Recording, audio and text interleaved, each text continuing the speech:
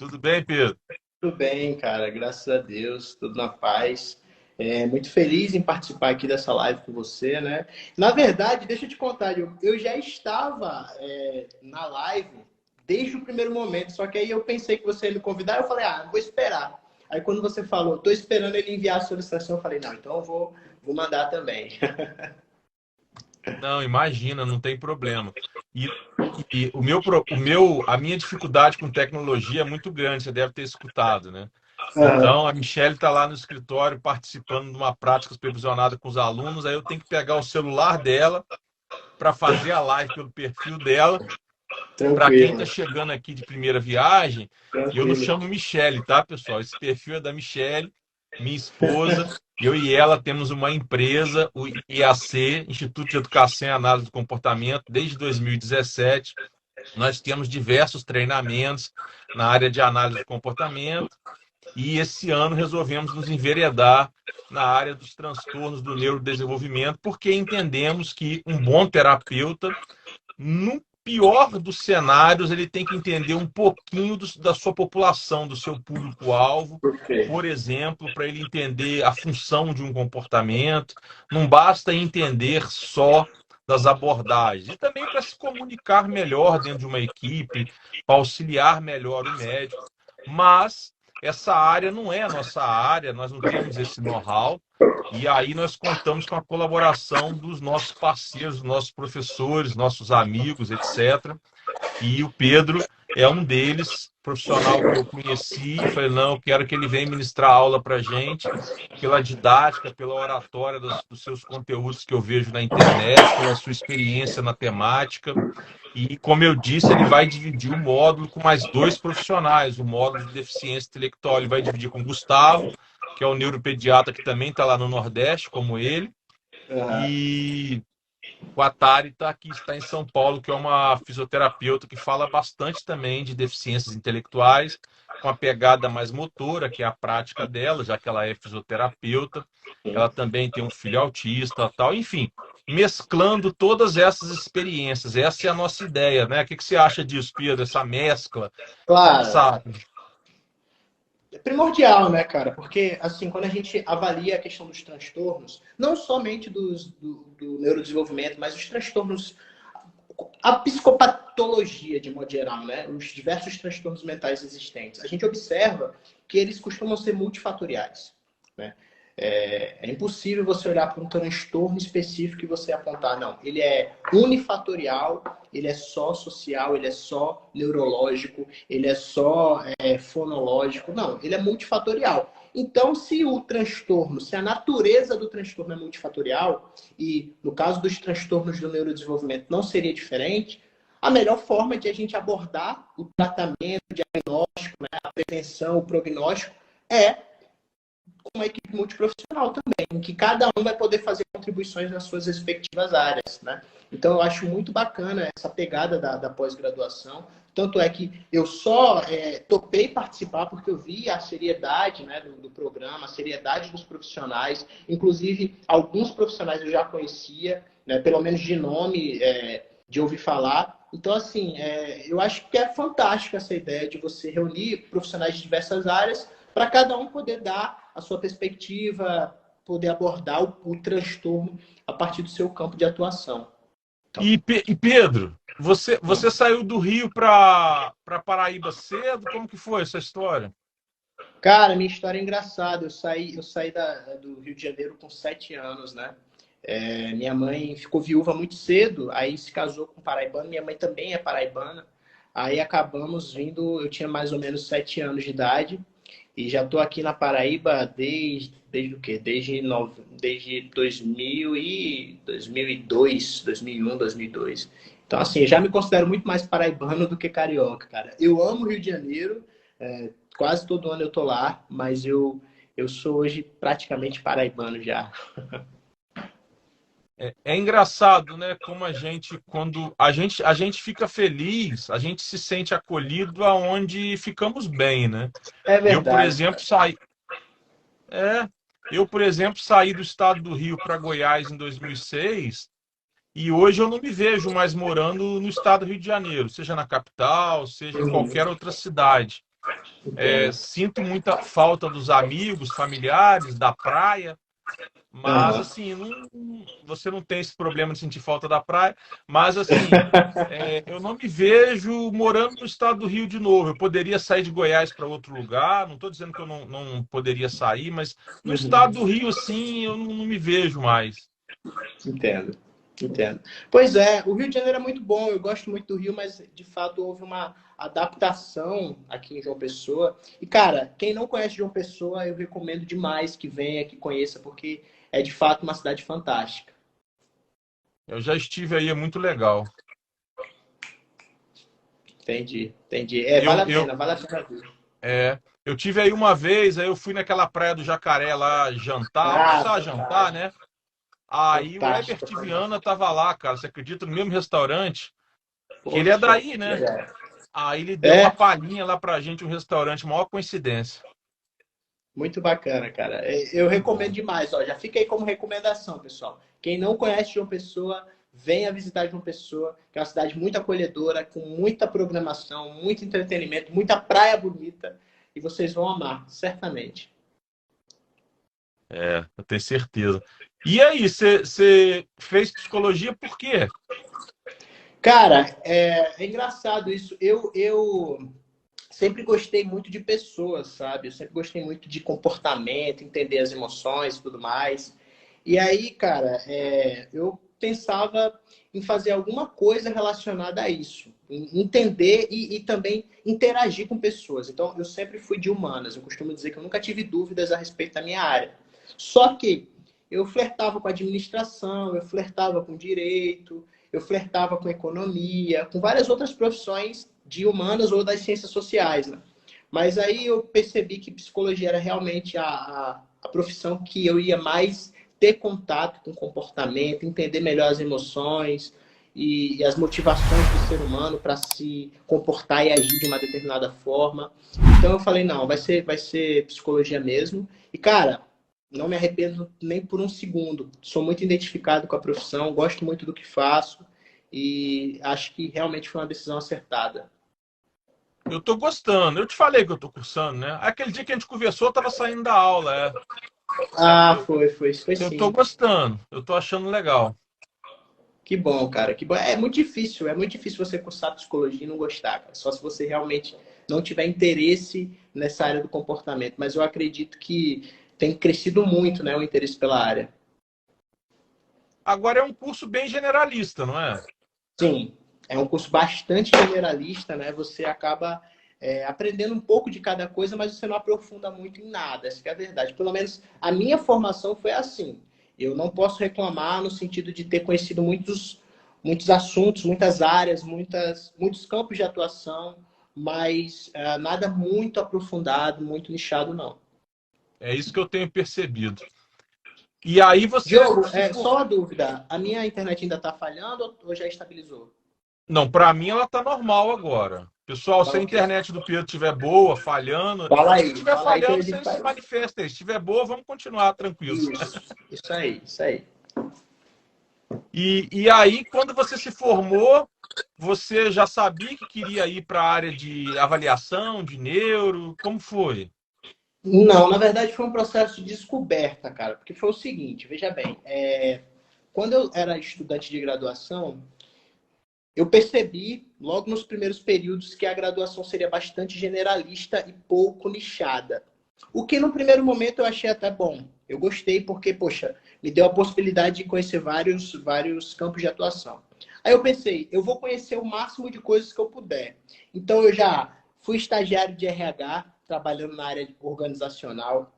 Eu já fui estagiário de psicologia jurídica, já trabalhei em presídios, inclusive, fazendo avaliação psicológica de agentes penitenciários, né? Porque muito se fala dos apenados, mas pouco se estuda e pouco se intervém na saúde mental dos agentes penitenciários, que é um trabalho extremamente difícil. Eu trabalhei na psicologia clínica, até hoje eu ainda faço psicologia clínica, ainda trabalho com psicologia clínica na abordagem da terapia cognitivo-comportamental. E aí, depois de formado, eu comecei a ter contato com pessoas de diferentes tipos e com diferentes transtornos. Por quê? Porque eu fui trabalhar numa prefeitura, numa cidadezinha pequena aqui na Paraíba, e eu tive contato com algumas pessoas com transtorno do neurodesenvolvimento, inclusive, crianças, adolescentes.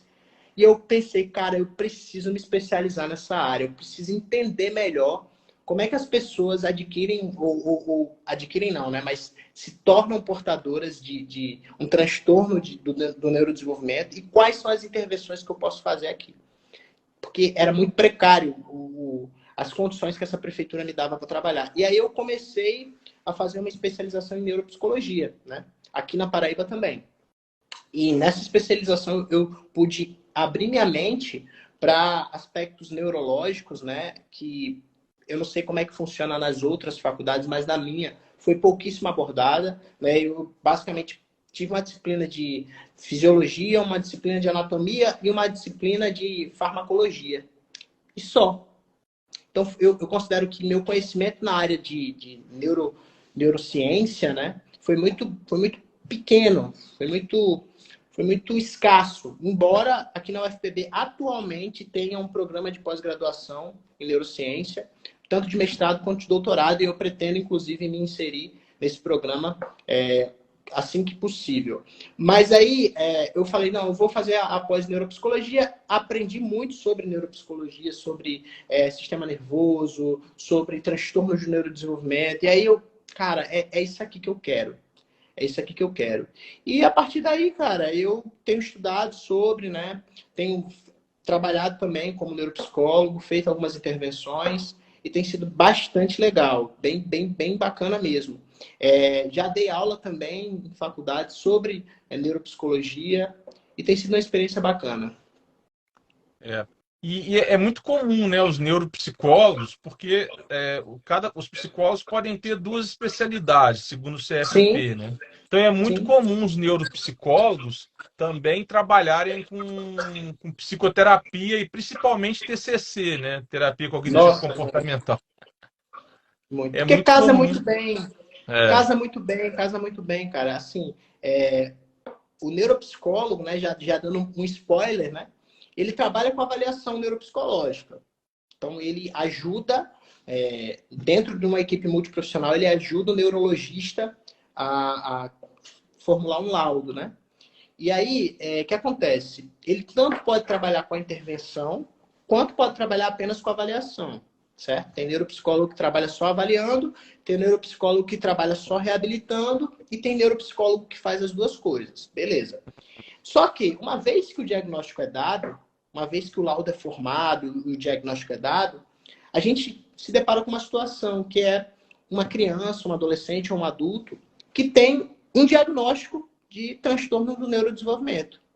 De TEA, de DTI, sei lá, de descalculia, dislexia, TDAH, qualquer um desses. E aí chega a parte emocional, que é a parte de fazer com que o portador do transtorno não se perceba como alguém incapaz, como alguém que não pode exercer suas potencialidades. E aí a gente vai trabalhar a questão de crença, de pensamentos, de autoimagem, autoconceito, que é na parte da terapia que isso é feito. E como a TCC é uma das abordagens, né, uma das psicoterapias baseadas em evidência, existe muita discussão, muita polêmica em relação a esse conceito, mas é inegável que, em termos de estudos científicos, o grau de eficácia da TCC é um dos mais bem comprovados na literatura científica. E aí a gente pode trabalhar de diversas formas, resolução de problema, habilidades sociais. Nossa, até a própria reabilitação cognitiva pode ser feita dentro da TCC. Então, acaba que encaixa muito bem essas duas especialidades da neuropsicologia com a terapia cognitivo-comportamental. Por isso que, como você falou, muitos terapeutas se tornam neuropsicólogos e muitos neuropsicólogos se tornam psicoterapeutas. Uma outra abordagem que é bem interessante, que casa muito bem também com a neuropsicologia, é a análise do comportamento, né? Que você com certeza conhece muito bem. Então, muitos psicólogos também se tornam terapeutas ABA, né? Porque, querendo ou não, a análise do comportamento, principalmente nos transtornos do neurodesenvolvimento, se tem demonstrado uma abordagem extremamente eficaz, extremamente funcional e ajuda muitos pais, muitos portadores de TEA, de DI, de TDAH a ter uma maior funcionalidade e, consequentemente, uma maior qualidade de vida também. Assim, dentro dessa ideia dos transtornos do neurodesenvolvimento, seja os transtornos de aprendizagem, que foi algum que você mencionou de forma fragmentada, o TEA, o TDAH, a depender do comprometimento cognitivo, à medida que essa pessoa vai se desenvolvendo, vai crescendo, ela começa a apresentar sintomas de ansiedade, depressão. E nesses aspectos, a TCC e outras abordagens psicológicas ajudam demais. Aí que elas entram com muita Demais. força, né, Pedro? Demais, com certeza, com certeza. Porque, assim, a pessoa que tem ansiedade, o pressuposto da abordagem cognitiva comportamental é que para cada transtorno de humor, para cada transtorno de ansiedade, existe um esquema de pensamento que é basicamente alimentado por uma crença disfuncional a respeito de si mesmo, a respeito da doença ou do transtorno e a respeito do mundo. Então, a terapia ela acaba sendo sendo uma ferramenta muito eficaz e muito benéfica, porque ela vai atacar justamente essas crenças disfuncionais. Ela vai ensinar o portador do transtorno a entender melhor o seu próprio transtorno, né? A psicoeducação, né, como nós chamamos, é muito importante dentro das terapias cognitivo-comportamentais e da análise do comportamento também. Então, a gente faz muita psicoeducação, a gente faz com que o portador se entenda melhor e entenda melhor as repercussões que o transtorno dele causa na vida dele e, consequentemente, ele melhora o humor, ele fica menos ansioso e acaba se tornando uma pessoa com uma maior funcionalidade, né? E essa questão da funcionalidade é um dos focos principais da reabilitação, né? E um dos focos principais também no diagnóstico, em linhas gerais, de todos esses transtornos, né? Com Porque a certeza. maioria dos transtornos, se não todos, se a memória não me trai, se eu não estou equivocado também, todos eles têm esse critério da funcionalidade. Tudo bem, tem critérios de Exato. comunicação, critérios motores, etc., mas todos eles têm esse critério da autonomia e funcionalidade, se eu não estou enganado, né? Se eu estiver, Sim, você me sim. corrige imediatamente, por Não, favor. corretíssimo, corretíssimo. Pronto, no caso da própria deficiência intelectual, já entrando, né, nesse assunto, assim como no TEA, ela também tem níveis, digamos, níveis de comprometimento da funcionalidade. Então, ela pode ser leve, pode ser moderada, pode ser grave e, segundo o CID, né, ela pode ser profunda também. E aí, o que vai determinar se uma pessoa tem deficiência intelectual leve ou moderada ou grave? O nível de comprometimento. O quão comprometida está as suas capacidades intelectuais, o quão difícil para ela é resolver problemas do dia a dia, do cotidiano, ser independente, né? Conseguir fazer planejamento. Já falando sobre isso, a deficiência intelectual ela tem uma relação muito estreita, melhor dizendo, com a questão das funções executivas. E as funções executivas, que é uma das funções neuropsicológicas que nós temos, ela determina basicamente a nossa capacidade para planejar, a nossa capacidade para organizar bem as nossas ideias, para organizar bem as nossas responsabilidades. Então, veja, uma pessoa que tem uma deficiência intelectual, ela tem essa capacidade comprometida. Só que, se ela tiver a capacidade minimamente comprometida, a DI, né, como nós chamamos, ela não vai comprometer tanto a vida dessa pessoa.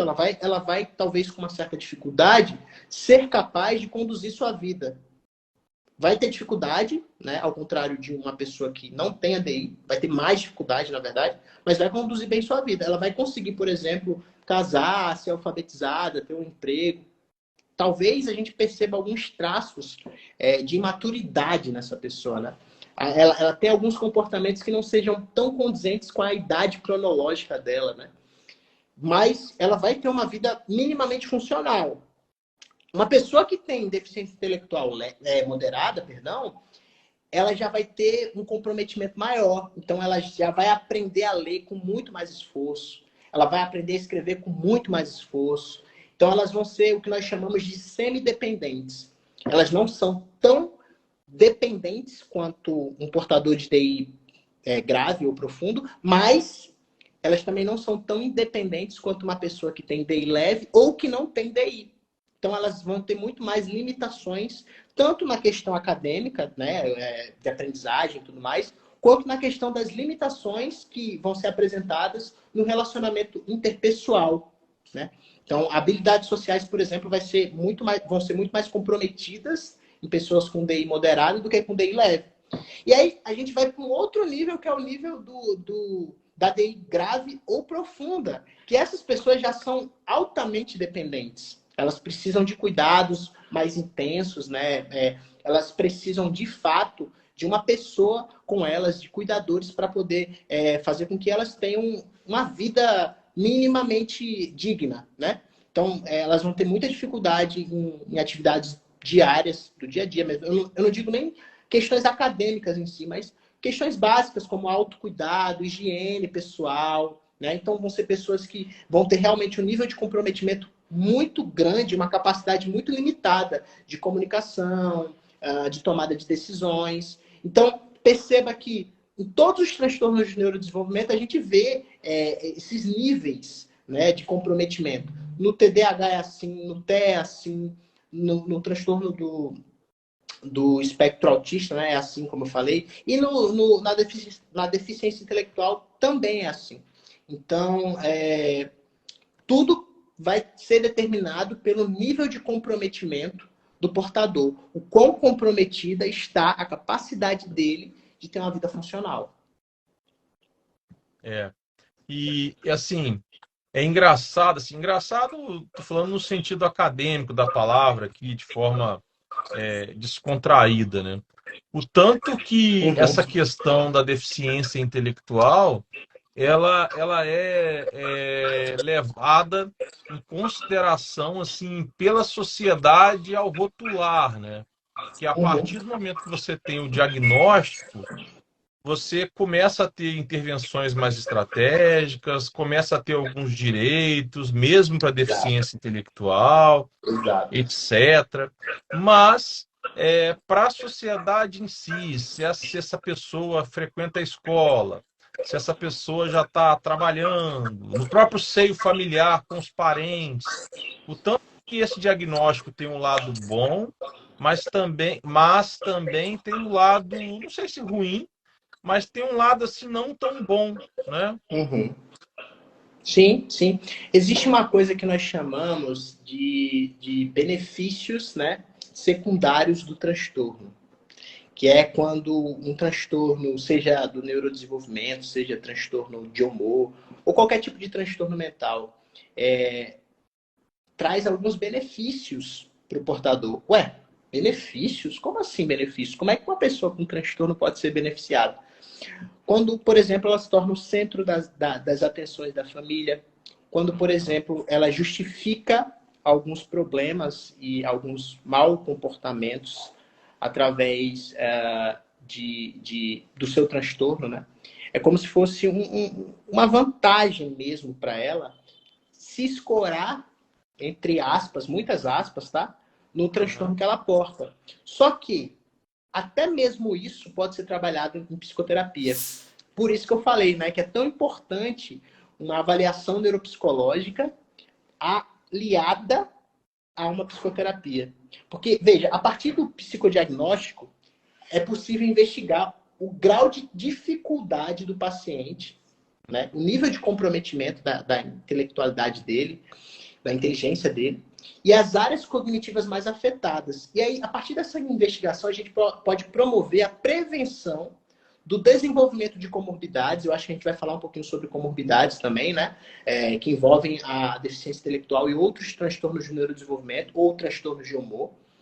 E a gente pode fazer uma intervenção terapêutica no que diz respeito tanto à estimulação cognitiva quanto à reestruturação emocional do paciente. Porque esse paciente ele pode se enxergar tanto como um inválido, como alguém digno de regalias, como alguém que precisa o tempo todo estar sendo, entre aspas, tá? Paparicado, privilegiado, né?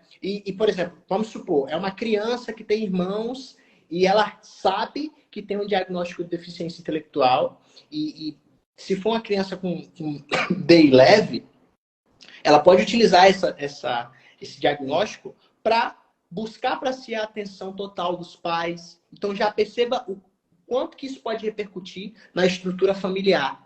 Porque pode acabar prejudicando a relação dessa criança com seus irmãos e a relação dos pais dessa criança com os outros filhos da casa. Então, a psicoterapia ela é muito importante, inclusive, para dar esse entendimento de que a criança ela tem, ou o adolescente ou o adulto, enfim, ela tem um transtorno de fato que vai limitar até certo ponto a vida dela, mas que ela não é o transtorno, entende? Que ela é uma pessoa com potencialidades, com características para além do transtorno que ela porta.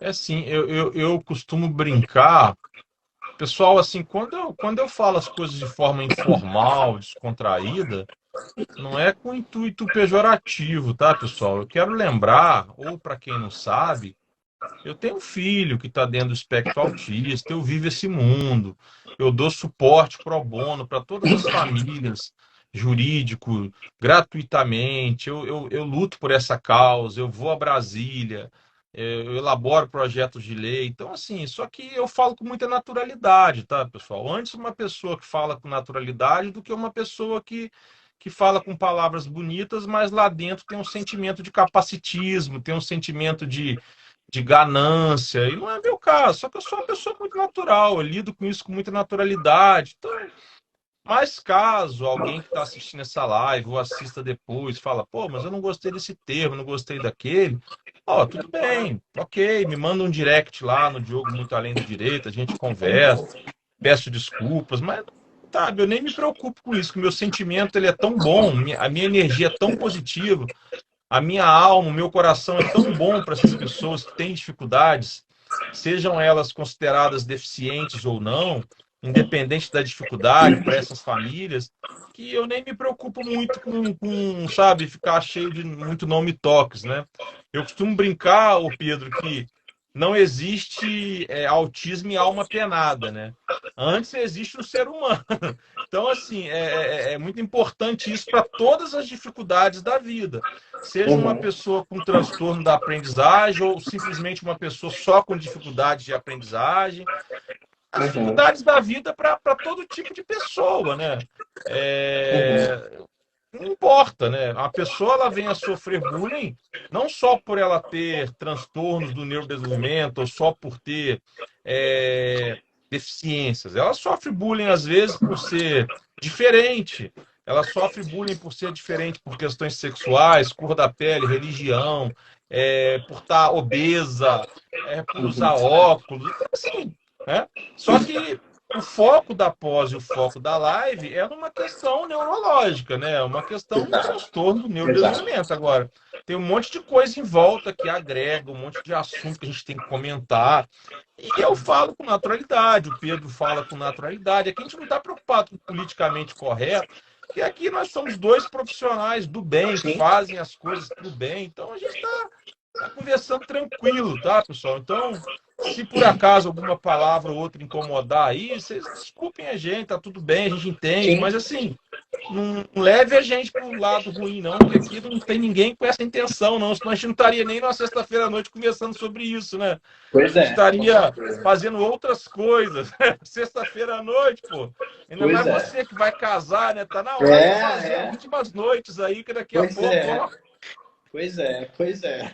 É verdade, Mas, cara. ô Pedro, me fala desse diagnóstico, assim, o que que o psicólogo faz, quais instrumentos que ele usa, a partir de que idade, se tem idade para esse diagnóstico, como que é isso? Fala para nós, por favor. Perfeito. Bom, para falar sobre diagnóstico, eu acho importante falar um pouquinho sobre o conceito de deficiência intelectual. Beleza? Eu acho que é importante fazer um breve apanhado, que, claro, eu não vou poder abarcar tudo. Para entender mais aprofundadamente, vai ser importante fazer após, né? Mas eu vou dar um gostinho. Dentro da psicologia do desenvolvimento, tá? Que é uma área da psicologia, quem é psicólogo sabe disso, existem dois tipos de desenvolvimento, basicamente, de forma bem rasteira, tá? O desenvolvimento típico e o desenvolvimento atípico.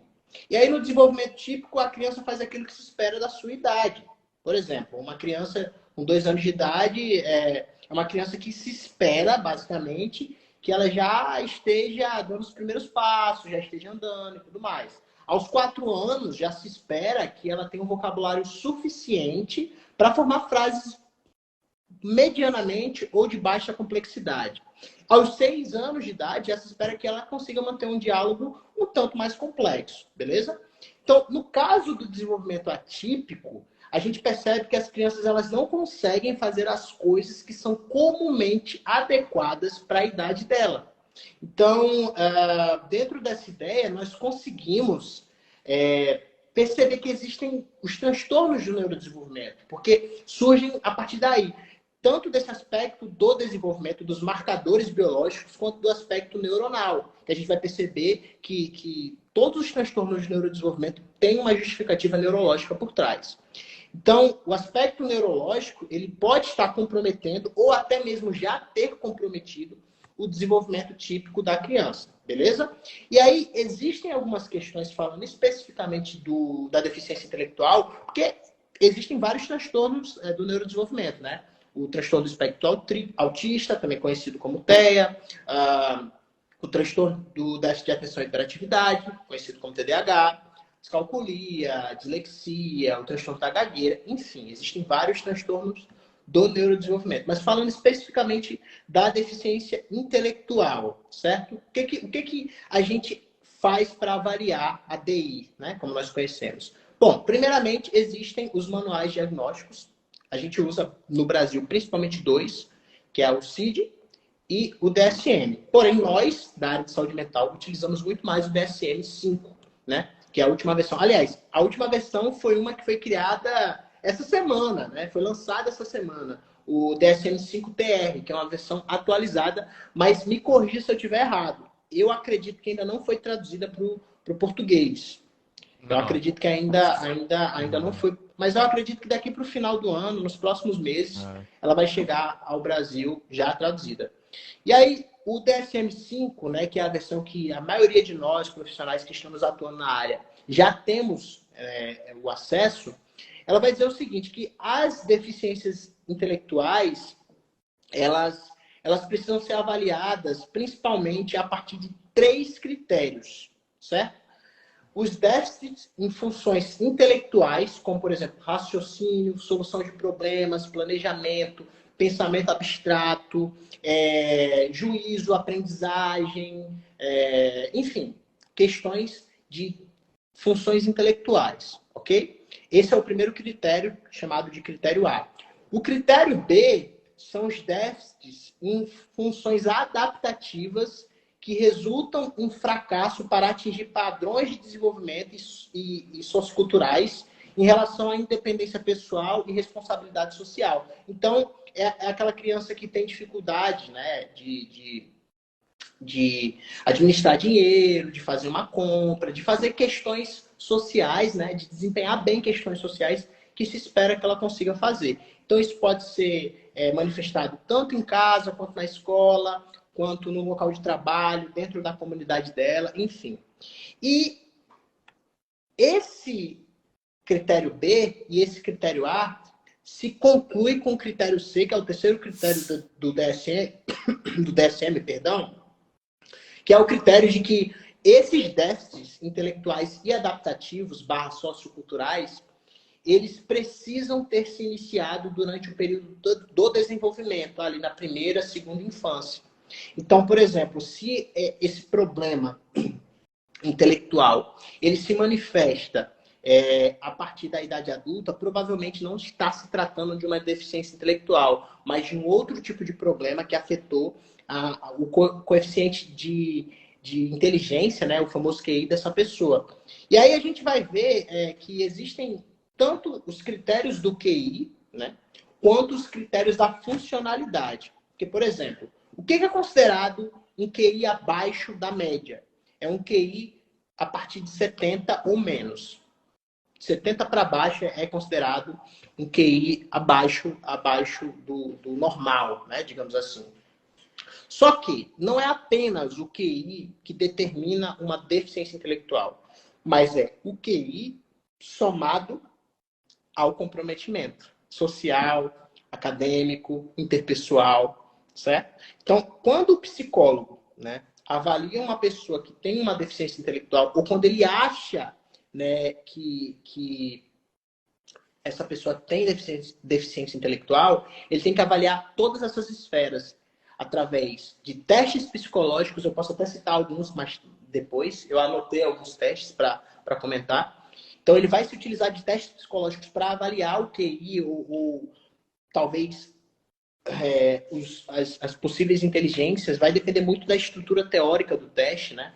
Existem testes que vão, de fato, avaliar coeficiente de inteligência. O VISC e o VAIS, né, que são as escalas Wechsler, muito conhecidas, são um exemplo de testes assim. Mas existem testes que vão avaliar outros tipos de inteligência, né? Inteligência não verbal, por exemplo. Existem infinidade de testes que avaliam inteligência não verbal. Enfim, então ele vai utilizar os testes para avaliar, né, o construto da inteligência, para saber quantos pontos aquela criança pontua ou aquele adolescente pontua e qual é o score que ele deveria apresentar, né? Qual é o percentil, ele está dentro daquilo que se espera na faixa de idade dele, por exemplo, enfim. Mas ele também vai avaliar outras questões, como, por exemplo, a observação, né? Uma coisa que muitos psicólogos que avaliam deficiência intelectual fazem é fazer uma observação in loco. Como assim? Fazer uma visita, por exemplo, à escola da criança, para saber como é que a criança se comporta dentro da sala de aula, para saber como é que ela interage com as outras crianças, né? Como é que... Porque às vezes, por exemplo, a criança ou o adolescente chegam até um psicólogo, um neuropsicólogo, através da escola ou através dos próprios pais que dizem que aquela criança não está aprendendo, está com algum transtorno de aprendizagem. E aí, antes mesmo da gente fazer uma avaliação, a gente tem que investigar se o problema está na escola ou se o problema está na instituição de ensino. Porque às vezes a criança está sofrendo um bullying, por exemplo, isso está deixando ela desmotivada, deprimida, ansiosa, e o aprendizado dela não está acontecendo.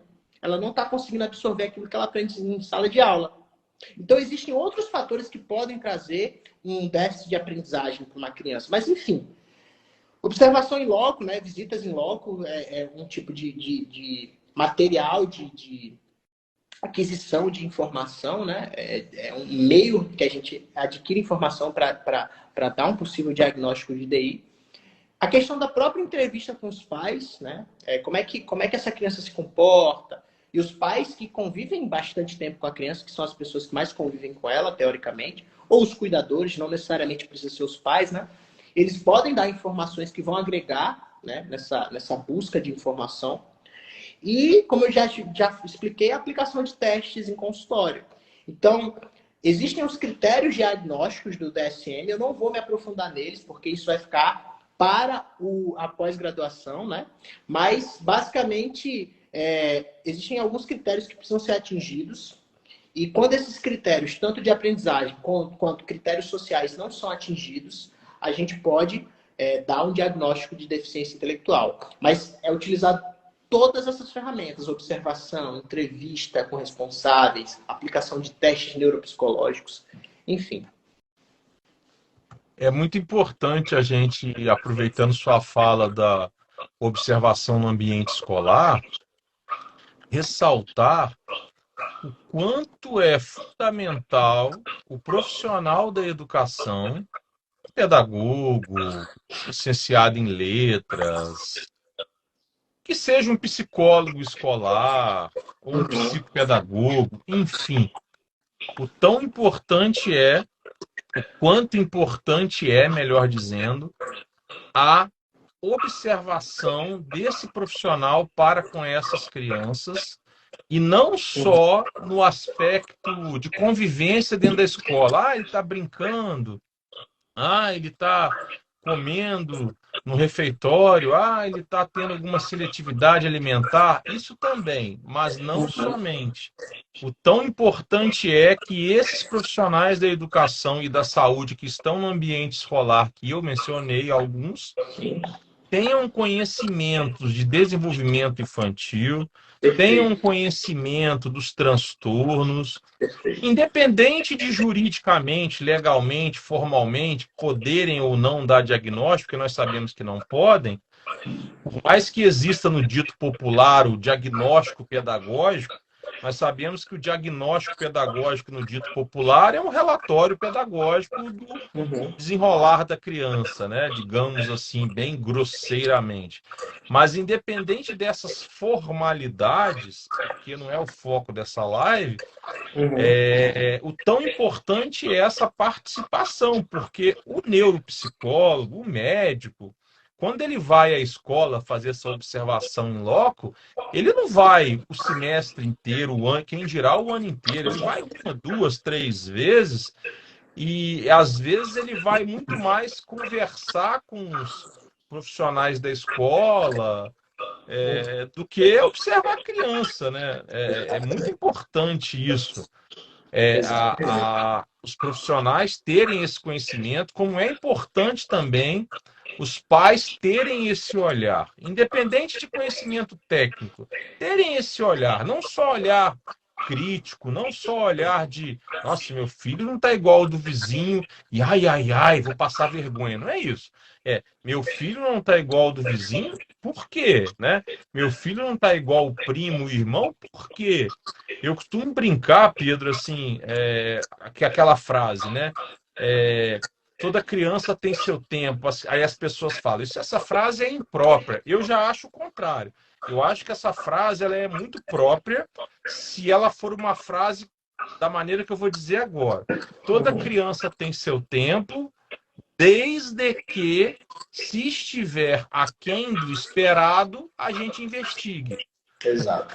Né? Porque assim, todo ser humano tem seu tempo, toda criança tem seu tempo, isso é lógico. Só que se o tempo dessa criança estiver aquém do esperado em algum critério, alguma função executiva, em algum, enfim, aí vamos investigar, porque senão eu disse isso quando eu estava conversando com a Natasha esses dias na live com ela, que é uma neuropediatra lá do Rio Grande do Sul. Na verdade, ela é do Pará, mas está morando no Rio Grande do Sul. Se a gente não usar essa frase de forma mais precisa, na hora que a criança começar as intervenções e o pai falar, pô, mas já está 6 meses fazendo intervenção e não fala, e você falar para o pai assim, cada criança tem seu tempo, calma. Aí o pai vai falar assim, pô, mas o profissional que deu o diagnóstico falou que cada criança não tinha o seu tempo. Então, assim, todo ser humano tem o seu tempo. O que a gente não pode é achar que o indivíduo que está aquém do esperado para a faixa etária está tudo certo, não é? Exato. Aí tá errado, né, Pedro? Eu acho que é por aí, né? Não, com certeza. Isso que você falou é muito importante. É realmente algo muito crucial, né? Os profissionais.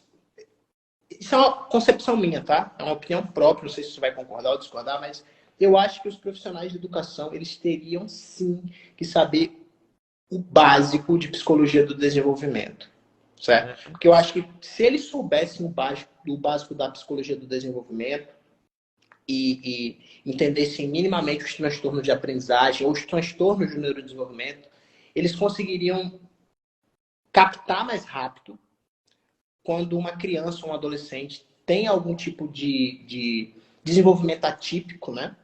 E encaminhar para o profissional responsável, né? Para um neuropsicólogo, para um terapeuta ABA, para um psicoterapeuta, enfim, um profissional de saúde mental.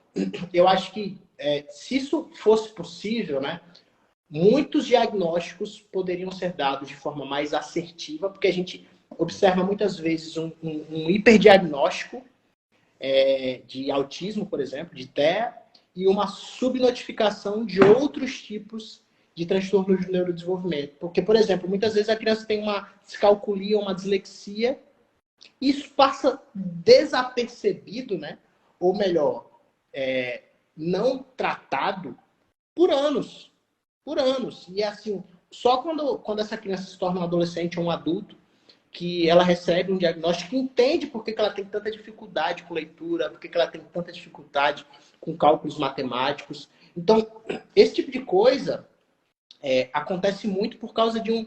Não querendo falar mal, né? Mas, Não, infelizmente, já falando. Acontece muito por causa de um despreparo do educador, que está ali na escola, e entender o que é um transtorno do neurodesenvolvimento. Porque, veja bem, Diogo, mesmo quando você tem uma formação empobrecida na graduação, se você for um psicólogo, se você for um psicopedagogo, se você for um fonoaudiólogo, se você for um terapeuta ocupacional, você ainda vai ter um contato com o tema, com a temática dos transtornos do neurodesenvolvimento. Talvez você não vai saber fazer uma avaliação, fazer uma intervenção, mas você vai ter esse contato. Só que, eu posso falar isso com propriedade, porque minha mãe é pedagoga e é formada em letras. Na grade curricular da pedagogia, na grade curricular de letras, seja ela quais forem, não existe uma preocupação em dar um apoio maior para o educador, para que ele possa entender os transtornos de aprendizagem de forma mais aprofundada ou minimamente satisfatória. Então, muitas vezes isso acontece e faz com que um diagnóstico seja retardado. E aí, como a gente vai perceber, cara, quando um diagnóstico de TEA, quando um diagnóstico de TDAH é dado tardiamente, as intervenções, por mais que elas possam existir, elas são menos eficazes. Então, claro. quanto antes a criança tiver um diagnóstico, quanto antes ela puder ser reabilitada ou estimulada cognitivamente, melhor serão os resultados dessa reabilitação, dessa estimulação cognitiva. Então, é por isso que o diagnóstico precoce, mas não somente o diagnóstico precoce e assertivo, né? O diagnóstico correto faz com que o potencial de melhora, o potencial de progresso, de evolução do quadro dessa criança com DI, com TEA, com TDAH, seja muito maior. Você sabe uma coisa que eu parei para pensar agora, assim, quando a legislação educacional foi alterada para não permitir mais reprovação de alunos por notas, que hoje você, via de regra, não pode reprovar. Hoje há um tempo já, né? Não pode reprovar aluno por notas, só por faltas, né? Uhum. Você acaba, ao meu ver, estou refletindo sobre isso agora, posso estar Certo. errado, mas você acaba, a meu ver, impedindo ou inibindo, enfim, os profissionais da educação de ficar mais atentos às dificuldades, porque o aluno está lá com uma dificuldade de aprendizagem X ou Y. Aí o professor, eu não posso reprovar, vou tocar para frente o problema, toco para frente o aluno, alerta os pais e foi embora. O aluno segue, né? Então, às vezes, essas dificuldades de aprendizagem que antes reprovavam os alunos, que antes, às vezes, os profissionais tinham que ficar mais alertas, talvez hoje nem tanto, por conta dessa alteração legislativa. Mas eu não estou afirmando isso que eu acabei de falar, não. Eu acabei de raciocinar isso, não sei. Uhum. Agora sim, Uma coisa. Sim. pode falar, por favor. Não, é uma coisa que a gente precisa problematizar mesmo, sabe? Eu fico me questionando também até que ponto o modelo vigente é o modelo mais adequado, sabe? Porque o que a gente vê é o seguinte, é um aluno que muitas vezes, quando ele não tem um diagnóstico, né? Ele vai sendo passado para a próxima série, vai sendo... E, cara, pode até acontecer que esse aluno eventualmente chegue numa universidade, cara, pública ou privada. Pode acontecer que um cara que tem, por exemplo, uma deficiência intelectual leve consiga passar no vestibular. Pode acontecer, não é impossível. Mas aí você se depara num contexto em que você vai ter muitas limitações. Você se depara num contexto em que você vai ter muitas dificuldades. E aí você não vai conseguir dar você não vai conseguir atender as demandas daquele contexto, né? E aí você vai começando a ficar deprimido, você vai começando a ficar ansioso, porque você sente que existe algo errado, que você não está preparado suficientemente bem para estar naquele contexto universitário acadêmico. Então, isso tem acontecido. Existem casos na literatura já de pessoas que receberam diagnóstico de DI, por exemplo, ou de TEA, ou de TDAH, na universidade já. Porque elas não conseguiam render, elas não conseguiam fazer os trabalhos acadêmicos que eram cobrados dela, e ela ficava extremamente desconfortável, extremamente ansiosa, angustiada, como é extremamente compreensível. Então, assim, eu me pergunto até que ponto o modelo vigente é o modelo mais adequado para pessoas... Porque, veja bem, Diogo, eu vou pontuar uma coisa aqui importante também. Quando uma pessoa tem um transtorno do neurodesenvolvimento moderado, grave ou profundo, no caso da DI, é mais evidente. É mais difícil de você fechar os olhos para isso.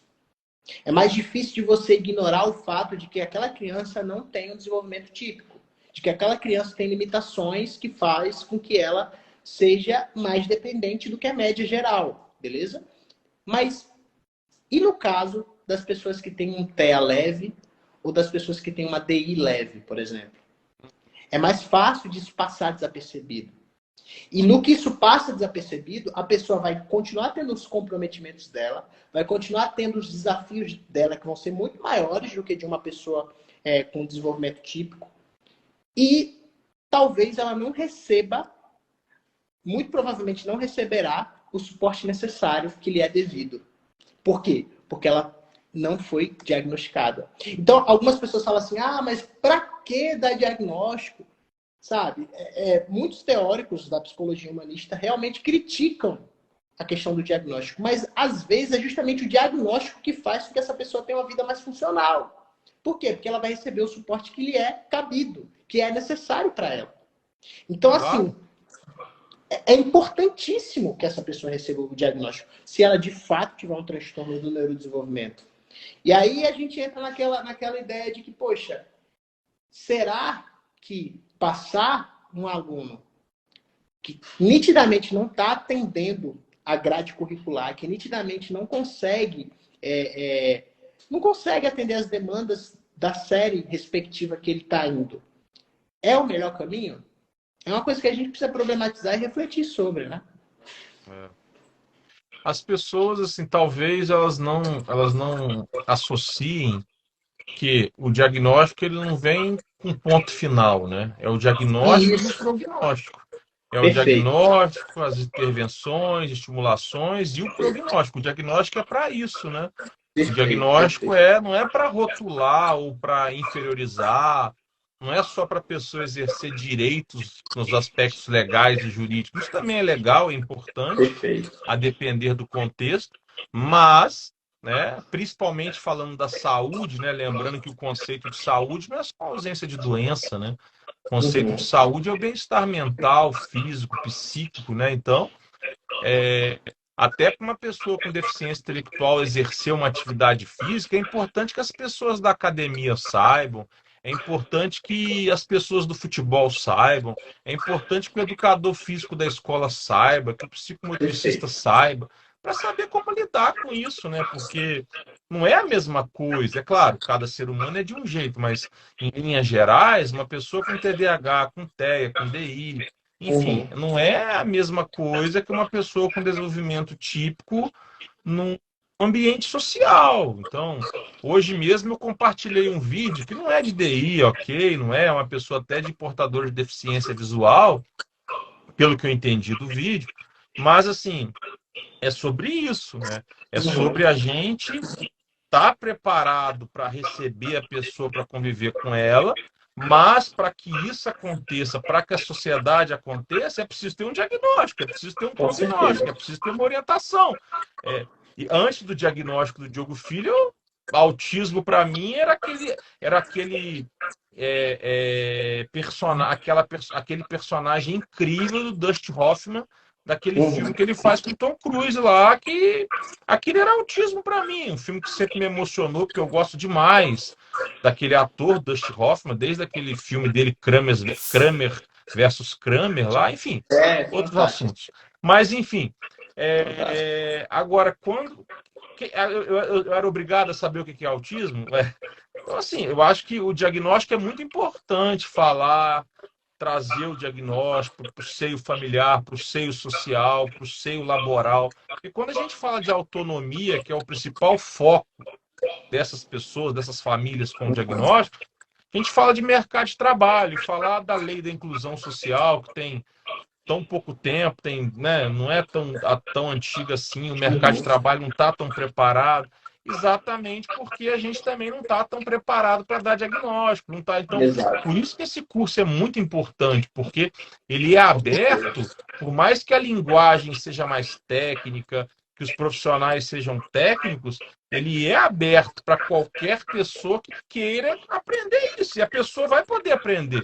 Ela pode voltar ao vídeo quantas vezes ela quiser, ela vai ter suporte acadêmico. Tem um módulo 1, que é um módulo todo introdutório, exatamente para ensinar muita coisa, para tentar nivelar o máximo um profissional da educação com um profissional da saúde. Quer dizer, é, é muito importante, né? Com certeza, com certeza. E assim, é como a gente falou ao longo da live, né? Não é, infelizmente, ainda não é algo que a gente pode dizer assim, ah, não, a sociedade civil está preparada para lidar. Não está, não está. É algo muito novo ainda. O TEA, por exemplo, é algo que se estuda de forma mais aprofundada e de forma mais consciente há o quê? Uma década, duas no máximo? Entende? Então, assim, a gente precisa entender, e aí eu digo a gente, não só profissionais de saúde mental, mas educadores, como eu falei. Como um todo, nós precisamos entender como funcionam, quais são as comorbidades. Porque, por exemplo, vamos pegar o DI. Deficiência intelectual afeta aproximadamente 2% da população brasileira. Aí você pensa, ah, mas é pouco demais. Pô, 2% de 210 milhões, né? 220 milhões, sei lá. É muita gente. É muita gente. Então, assim, será que é tão pouco assim? Será que é tão irrelevante? Aí a gente pega a comorbidade da deficiência intelectual com o TEA, o espectro autista. 70% dos portadores de TEA têm deficiência intelectual. 10% dos portadores de deficiência intelectual têm o TEA, tem algum nível do espectro autista. Então, assim, a gente precisa entender essas questões. Não é porque a criança ou o adolescente tem deficiência intelectual que ele tem autismo, né? Mas também pode acontecer. E não é porque a pessoa é portadora do espectro autista que ela vai ter deficiência intelectual ou que ela vai ter um déficit na atenção ou vai ter hiperatividade. Mas pode acontecer. E é importante a gente entender cada um desses transtornos e entender quando eles estão associados, quando existe uma comorbidade presente. Porque até isso vai diferenciar totalmente a intervenção, vai diferenciar totalmente o prognóstico, o que deve ser feito a partir daí. Então, eu acho que, de fato, para todas as pessoas interessadas, de educadores a profissionais de saúde mental, essa pós-graduação ela realmente vai ser muito importante, vai ser muito interessante. E eu tô animado, cara. Eu tô animado e ansioso para poder falar de forma mais aprofundada sobre a deficiência intelectual. Inclusive, dando alguns casos clínicos que eu já atendi, que eu já peguei, como foi a intervenção, como foi o prognóstico, falando de forma mais aprofundada sobre testes que a gente usa para avaliação da inteligência, né? Quais são os testes? O que os testes avaliam? Como eles avaliam? Né? Como é o processo de avaliação? Tudo isso a gente vai explicar na parte que a gente for falar sobre os testes e os instrumentos de avaliação. Certo. É isso aí. O Pedro, você quer falar mais alguma coisa? Eu acho que já tá bom, né? Sexta-noite, Cara, os meninos estão aqui ansiosos. não, eu acho o seguinte, cara, foi um prazer mais uma vez participar dessa live. Espero que o pessoal tenha gostado. Espero que as informações que a gente deu tenham dado um gostinho e pedir só para que o pessoal me siga no YouTube. Eu tenho um canal no YouTube, né? Já tem quase 80 vídeos. Eu falo sobre transtornos mentais. Não falo apenas sobre transtorno do desenvolvimento. Já abordei esse tema, mas falo sobre transtorno de humor, sobre transtorno de ansiedade. Essa semana agora vai sair um vídeo de análise psicológica do novo filme do Batman. Então, assim, é um canal bem eclético, mas o foco é saúde mental, é psicologia, é psicopatologia, é bem-estar emocional, enfim. E aí o nome do canal, pessoal, é Pedro Psicólogo. Então, se vocês quiserem, acompanhem lá, né? Pedro Psicólogo, que vocês vão ver uma série de vídeos falando sobre isso. E me sigam também aqui no Instagram, porque eventualmente eu coloco cortes, eventualmente eu faço carrosséis explicativos, que é Psi Pedro Lucas. Então, muito obrigado a todos que estiveram aí nessa sexta-feira nos acompanhando. Muito obrigado, Diogo, por ter me feito esse convite. E a gente se encontra agora na pós-graduação, né? Sobre transtornos do neurodesenvolvimento. Um grande abraço a todos vocês. O canal do Pedro é legal, do YouTube é bem legal. Foi assim que eu o conheci, inclusive, porque eu estava lá pesquisando, eu tenho estudado um pouco esse tema, né? Porque ciência não tem dono, pessoal. O que tem dono é alguns instrumentos, o exercício profissional, de certa forma. Agora, ciência é para todo mundo, né? E a gente deve estudar. E o canal realmente é muito bom, os vídeos são muito bons mesmo. Se não fosse, eu não falava, não. Eu não falaria mal, mas também não falaria bem. Então, é legal mesmo. E se tiverem oportunidade, tiverem interesse, eu recomendo que sigam sim, tanto o perfil no Instagram quanto se inscrevam lá no canal. E se matriculem na pós, né? E se matriculem na pós. Para quem chegou agora e não conhece, esse perfil aqui é da Michelle, é do Mi Freitas Autismo, é minha esposa. Às vezes eu apareço de intruso aqui. Nós somos sócios numa empresa que existe desde 2017, que é o IAC, tá? Mas eu também tenho um perfil no Instagram, eu gosto muito de políticas públicas, que é o Diogo Muito Além do Direito. Quem quiser seguir vai ser muito bem-vindo lá. Pessoal, nós não costumamos responder muitas perguntas nesse tipo de live, porque esse tipo de live aqui é para apresentar o professor, é para divulgar a pós. Mas eu tenho certeza, se vocês procurarem o Pedro no perfil dele, ele vai responder. Se vocês me procurarem lá no Diogo Muito Além do Direito, eu vou responder. A Michelle, mesmo com mais de 160 mil seguidores, são 163 mil seguidores, ela tenta responder todo mundo. A gente sempre conversa sobre isso, bota as meninas do suporte do IAC para ajudar. Ela costuma responder 90% assim, das perguntas, seja diretamente pelas meninas. Então, nós fazemos o que podemos, tá, pessoal? Mas, de novo, a ideia dessa live não é a gente ficar aqui respondendo, blá, blá, blá, etc, tá? Quando eu falo blá, blá, blá, não é que vocês estão fazendo blá, blá, blá, é só uma maneira de falar, tá bom, pessoal? Então, é isso. Ô Pedro, tanto eu quanto a Michelle, a gente ficou muito feliz de ter aceito o convite. Foi um prazer te conhecer, apesar de você ser tricolor, mas isso aí a gente pode corrigir, entendeu? Apesar não, graças a Deus. Brincadeira. Foi muito legal, está sendo muito legal conhecer você, conhecer seu trabalho. A Michelle, estou muito feliz de ter aceito o convite aqui de fazer a live com a gente, tá? A Michelle, tanto quando ela faz quanto eu faço, a gente faz questão de enfatizar que a gente recebe as pessoas aqui de coração, a gente não recebe as pessoas nas lives só porque, vamos receber porque tem que receber. Não, a gente não tem que fazer nada. A gente faz porque a gente quer fazer, né? Show. A gente quer fazer live divulgando pós, quer fazer live divulgando as pessoas e conteúdos bacanas. Bacana.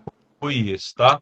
Pessoal, eu agradeço muito pela audiência. De novo, segue o Pedro, inscreve-se lá no canal e vem conhecer a pós, vocês vão gostar, pessoal. Já somos 15 professores, vamos ser 25.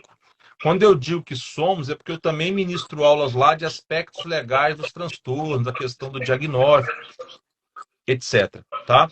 E sigam a Michelle aí se vocês gostarem, para quem nos segue. É um perfil muito bacana de análise do comportamento aplicado ao autismo e educação. Sou suspeito para dizer, mas eu me arrisco a dizer que é o melhor.